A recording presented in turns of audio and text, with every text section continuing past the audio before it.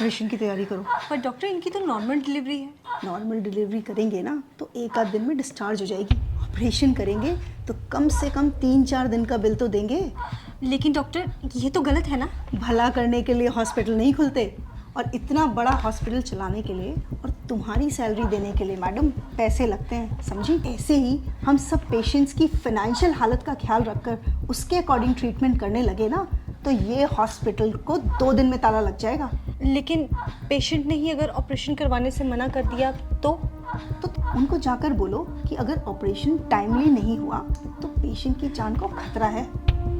बस ये सुनते ही पेशेंट की फैमिली इजीली रेडी हो जाएगी। आप एक डॉक्टर होके ऐसा कैसे कर सकती हैं? सॉरी डॉक्टर, पर मैं पेशेंट को झूठ नहीं बोल सकती। ठीक है, अगर तुम नहीं कहोगी तो मैं दूसरी नर्स को बोल दूंगी। चाहती हो कि तुम्हें नौकरी से निकाल दिया जाए? तो बस फिर जैसा कहा है वैसा करो। बीवी को आप यहाँ से ले जाइए, वरना ये लोग तब तक आपका खून निचोड़ेंगे जब तक आप खुद को नहीं बेच देते। Just shut up Neha. लेकिन हम अपने बीवी बच्चे को इस हालत में लेके जाएंगे, कुछ हो गया तो? इस बात की गारंटी मैं आपको देती हूँ, आपकी बीवी और बच्चे को कुछ नहीं होगा। उनकी हालत बिल्कुल ठीक है और उन्हें किसी भी ऑपरेशन की कोई ज़रूरत नहीं है। नेहा, अब तुमने एक शब्द और बोला ना तो तुम्हारी नौकरी तो गई। अरे आप क्या मुझे नौकरी से निकालेंगे? मैं खुद ऐसी नौकरी पे काम नहीं करना चाहती जहाँ पे किसी इंसान की जिंदगी से ज़्यादा पैसों की कीमत हो। मैंने ये करियर इसलिए चूज़ किया था ताकि मैं लोगों की जिंदगियाँ बचा सकूँ, पर आप जैसे डॉक्टर्स की वजह से ये हॉस्पिटल्स सिर्फ बिजनेस कंपनीज बन के रह चुकी हैं। शर्म आनी चाहिए आप जैसे डॉक्टर्स को।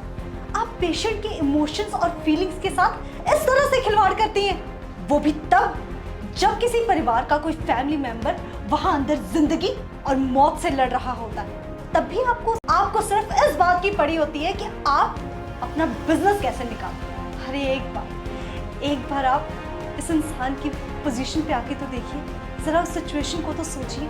एक इंसान सिर्फ डॉक्टर्स के आगे आके सबसे ज्यादा मजबूर हो जाता है। दुनिया की हर मुसीबत से वो लड़ जाएगा हर हाल में, पर जब बात आएगी उसके परिवार के किसी मेंबर की जिंदगी की, तब वो मजबूर होगा, तब वो टूटेगा और तब वो आपके सामने घुटने टेक देगा। उस सिचुएशन में आपके लिए ये कहना बहुत ही आसान है कि जाओ, हम आपका इलाज नहीं करेंगे, आप पहले पैसे लेके आइए।